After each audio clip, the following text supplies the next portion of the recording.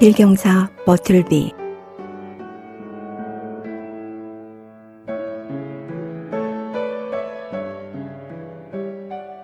허먼 멜빌.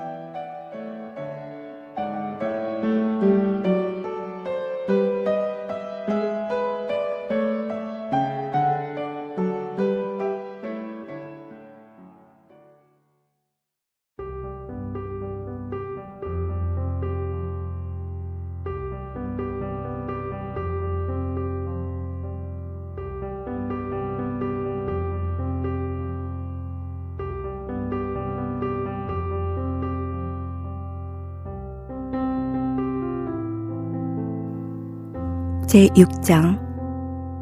대체 이 일을 어찌해야 할까?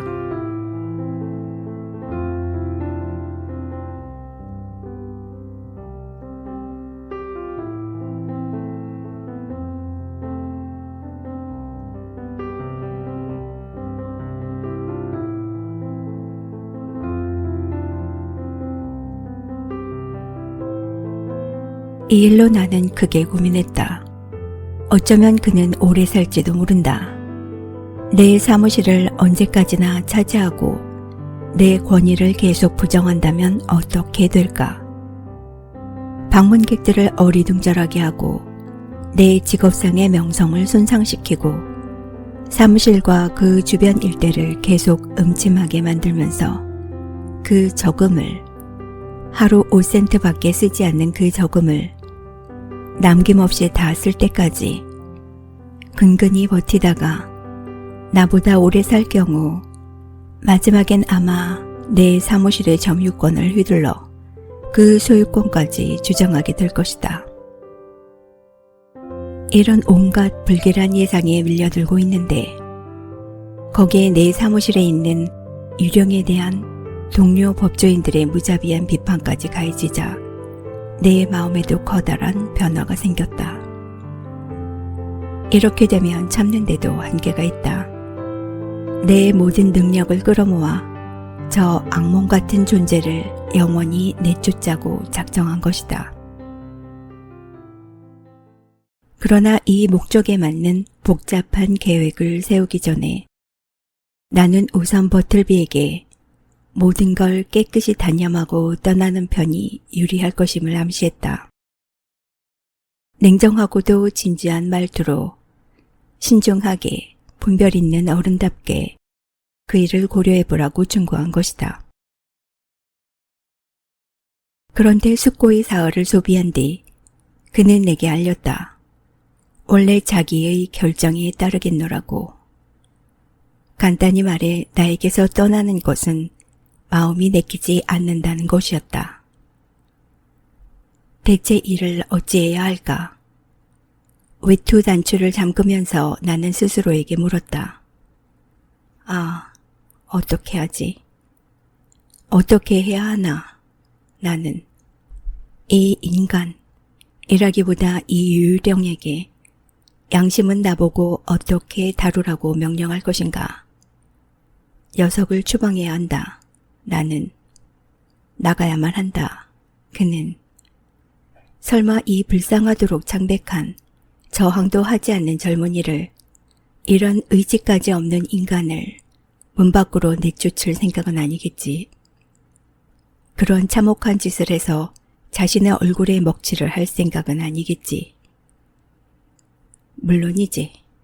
그럴 생각도 없거니와 할 수도 없다. 그럴 바엔 차라리 녀석이 죽을 때까지 여기다 놔두었다가 죽거든 미장이를 불러 시체를 벽 속에 넣고 발라버릴까. 그렇지 않으면 도대체 어떻게 해야 한단 말인가. 아무리 타이르고 달래도 꼼짝도 안 하지 않는가. 돈을 줘도 내 비품인 책상 위에 문집 밑에 놔둔 그대로이다. 요컨대 나가는데 마음이 내키지 않는 것만은 확실하다. 이렇게 되면 무언가 비상수단을 써야 한다. 이런 못난 생각을 하다니, 그자를 경관에게 멱살을 잡고 끌고 가게 하다니, 그 죄 없는 수척한 몸을 비참한 감옥으로 보내다니, 그렇게까지 할 어떤 논거가 나에게 있나? 떠돌이라고? 그자가? 말도 안 되지. 여기를 떠나려 하지 않는다 해서 불황자라고 할 수 있나? 그렇다면 떠돌이가 되지 않으려고 해서 그를 떠돌이로 취급한다는 건가? 엉터리 같은 소리. 생계를 유지할 수단도 없는 자. 이곳이라면 변명 못하겠지. 아니, 그것도 아니다. 분명히 그는 자기를 부양하고 있다. 그리고 그거야말로 사람이 자기를 먹여 살릴 수 있는 재정적 수단을 갖고 있다는 분명한 증거고, 이것으로 드디어 변명의 재료가 떨어졌군. 그래. 아무래도 그자가 내게서 떠나지 않겠다면 내가 그자에게서 떠나가야지. 내가 사무실을 바꾸기로 하자. 어디 다른 데로 이사를 하고 만일 새 사무실에 또 기어들어오면 이번에야말로 그자에게 가택 침입으로 고소하겠다고 공명정대하게 통보해주자.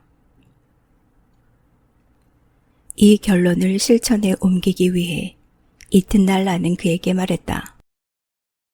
이 사무실은 시청에서 너무 멀 뿐 아니라 공기도 건강에 좋지 않아서 난 다음 주 이사를 할까 하네. 자네도 이젠 일을 안 해도 좋네. 어디 다른 데 일자리를 구하는 게 좋을 것 같아서 지금 미리 말해두는 걸세.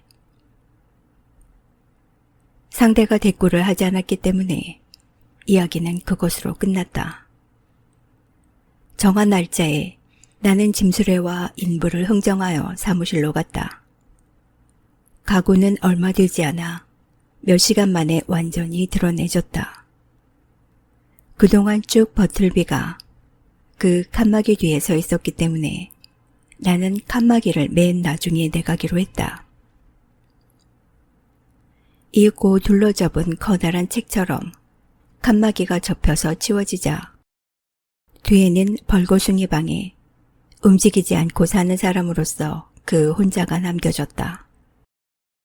잠시 문간에 서서 그 모습을 지켜보는 동안 무언가가 가슴속에서 나를 꾸짖었다. 주머니에 손을 넣으며 내가 안으로 되돌아갔을 때 공포가 내 심장을 죄어왔다.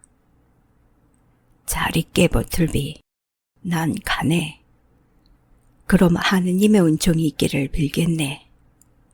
자, 그리고 이걸 받아두게. 얼만가의 돈을 그의 손에 쥐어주었다. 그러나 그것은 바닥에 떨어져 버리고 드디어 이상하게도 그토록 인연을 끊고 싶어 했던 자로부터 나는 내 몸을 억지로 떼어놓은 것이었다. 새 사무실로 가고 나서 하루인가 이틀 동안은 문을 잠그게 하고 복도에 발소리가 날 때마다 겁이 났다. 잠시라도 나갔다 돌아올 때는 문 쪽에 서서 발을 멈추고 열쇠를 꽂기 전에 가만히 귀를 기울였다. 그러나 그럴 필요는 없었다. 버틀비는 한 번도 나에게 접근하지 않았다. 이제 무사하게 되었구나 하고 마음을 놓던 참에 몹시 난처한 표정을 한 어떤 남자가 나를 찾아왔다. 그는 월스트리트 18번지 건물에서 최근까지 지낸 사람이 당신이냐고 물었다. 가슴의 동요를 느끼면서 나는 그렇다고 대답했다.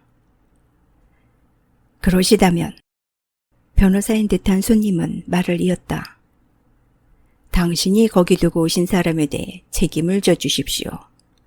그자는 필사도 하지 않고 뭐든지 하기가 싫다는 거예요. 마음이 내키지 않는다나요? 그러면서도 거기서 나가려고도 하지 않거든요. 그것 참 곤란하시겠군요. 나는 겉으로는 태어난 척했지만 속으로는 조마조마해 하면서 말했다. 하지만 당신께서 말씀하시는 사람은 사실 나하고 아무런 관계도 없습니다. 친척도 아니고 고용인도 아닌데 나에게 책임이 있다고 하시면 어떡합니까? 대체 그자는 어떤 사람입니까? 나로서는 뭐라고 말할 수가 없습니다. 아무것도 모르니까요. 그래도 필경사로서 채용했지만 꽤 오래전부터 나를 위해서는 아무 일도 하지 않았거든요. 그렇다면 제가 처리하죠. 실례했습니다. 며칠이 지났으나 그 후 아무런 소식도 없었다. 나는 가끔 솟아나는 연민으로 전에 살던 곳을 찾아가 버틀비를 만나고 싶었으나 왜 그런지 어떤 까닭모를 침울함이 나를 붙잡았다. 다음 주에도 역시 내내 아무런 소식이 없어 마침내 그에 대한 일도 완전히 끝났다고 나는 생각했다. 그런데 그 이튿날 사무실에 나가보니 몹시 흥분한 남자 몇 사람이 문간에서 나를 기다리고 있었다. 바로 저분입니다. 이제 오시는군요. 맨 앞에서 이렇게 말한 사람은 전날 혼자서 나를 찾아왔던 그 변호사였다. 선생님, 지금 당장 그자를 끌어내 주십시오. 뚱뚱하게 살찐 남자가 사람들을 해치고 내 앞에서 나오며 말했는데 보니 그는 월스트리트 18번지의 건물 주인이었다. 여기 계신 분들은 모두 내 건물에 세든 분들인데 여러분들도 더 이상 참을 수가 없다고 하십니다. 이 비 선생께서 하고 변호사를 가리키며 말했다. 그자를 방에서 내쫓았더니 그 사람은 이제 건물 안을 왔다 갔다 하며 낮이면 계단 난간에 앉아있고 밤이면 현관에서 잠을 자는 형편입니다. 온 건물 안의 사람들이 조바심을 내고 있어요. 사무실에 찾아오는 손님이 줄고 있거든요. 아무래도 한바탕 소동이 벌어질 것 같습니다. 그러니 선생께서 어떻게든 처리를 좀 해주셔야겠어요. 지체할 시간이 없습니다. 이렇게 따지는 바람에 어리둥절한 나는 어쩔 줄을 몰라 될 수 있으면 나의 새 사무실로 뛰어들어가 문을 잠가버리고 싶었다. 버틀비와 나와는 아무런 관계도 없다. 그 점에선 여러분과 조금도 다를 게 없다고 아무리 항변을 해도 소용이 없었다. 나야말로 그와 어떠한 관계를 가졌다고 알려진 최후의 인간이며 그들은 나에게 이 무서운 책임을 지라고 우기는 것이었다. 그리고 신문에 날 것도 두려웠다. 그들 중 하나는 넌짓이 그렇게 위협도 했던 것이다. 이것저것 생각한 끝에 마침내 나는 말했다. 만일 그 사무실의 지금 주인인 변호사가 그 사무실에서 나와 버틀비 단둘이 만나게 해준다면 오후에 내가 가서 그들의 불평의 시인 귀찮은 존재를 내쫓도록 최선의 노력을 다하겠다고. 전 사무실의 계단을 올라가다 보니 층계참 난간에 버틀비가 묵묵히 앉아 있었다. 버틀비, 여기서 뭘 하는가? 내가 말했다. 난간에 앉아 있습니다. 대답은 부드러웠다. 내가 그를 변호사의 방으로 데리고 들어가자 변호사는 나갔다. 버틀비, 내 사무실에서 해고되었는데도 여전히 이렇게 현관을 차지하고 있어서 내게 몹시 폐가 되고 있다는 걸 아는가? 대답이 없었다. 이렇게 된 바엔 양자택일의 길밖에 없네. 자네 자신이 어떻게 하든가 아니면 자네에 대해 내가 어떤 수단을 베풀든가. 그래, 어떤 일을 해보고 싶은가? 다시 누구에게 고용되어 필사를 해볼 생각은 없는가? 어떤 변화도 마음이 내키지 않습니다.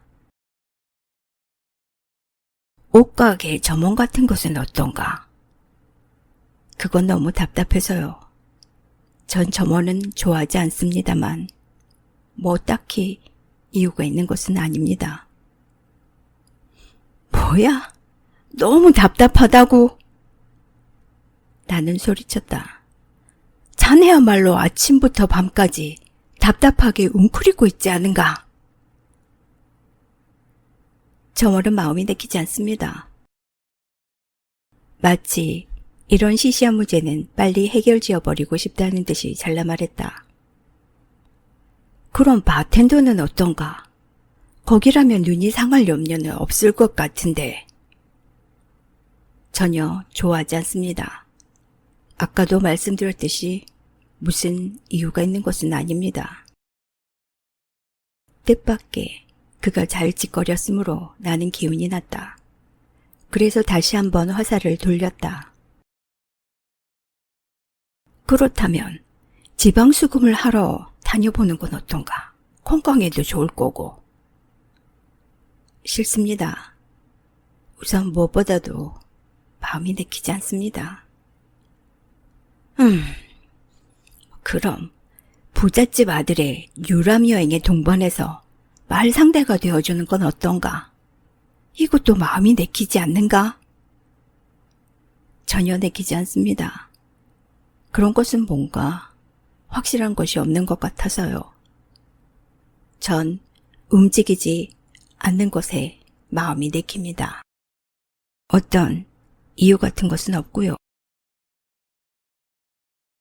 그럼 꼼짝 말고 이대로 있게! 끝내 참을 수가 없어서 나는 고함을 질렀다. 그와의 오늘까지 짜증나는 상종에서 진심으로 화를 낸 것은 이것이 처음이었다. 자네가 아무래도 해지기 전에 이 건물에서 나가주지 않는다면 나도 결심을 하고, 그렇지, 마지막 결심을 하고, 내가 여기서 나갈 수밖에 없지. 이 결론은 아무래도 앞뒤가 좀 맞지 않는 것 같지만 어디까지나 꼼짝도 않는 그를 내 뜻대로 하려면 어떤 위협의 수단이 있는지 통 몰랐으므로 어쩔 수가 없었다. 이제는 속수무책이라 1분도 더 이 녀석 곁에 있기가 싫다고 여긴 순간 최후의 생각이 떠올랐다. 하긴 이제까지 전혀 생각하지 않았던 일도 아니었지만 버틀비. 이처럼 절박한 사태이긴 했으나 나로서는 더할 수 없는 부드러운 목소리로 말했다. 그럼 지금 우리 집으로 가세. 사무실 말고 집으로 말일세. 그리고 봐서 적당한 일이 결정될 때까지 묵도록 하게. 아닙니다. 현재로서는 어떤 변화도 마음이 내키지 않습니다. 나는 더 이상 아무 말도 하지 않았다. 아무 눈에도 띄지 않을 만큼 재빠르고 불이 나게 빌딩에서 뛰쳐나와 월스트리트를 단숨에 빠져서 브로드웨이로 나가 맨 처음에 만난 합승마차를 타고 순식간에 종적을 감추고 말았다. 가까스로 침착을 되찾은 나는 건물 주인과 세든 사람들의 요구에 관해서도 버틀비를 위해 무참한 박해에서 그를 옹호해 주려는 내 자신의 소망과 의무적인 측면에서도 할 수 있는 대로의 조용한 휴식에 잠기고 싶었다. 또 나의 양심도 그런 생각에 대한 정당성을 인정했다. 그러나 유감스럽게도 내가 바랐던 만큼 잘 되지 않았다. 건물 주인과 세든 사람들은 틀림없이 화를 내고 나를 뒤쫓고 있을 것이다. 또 붙잡히면 어떻게 될까?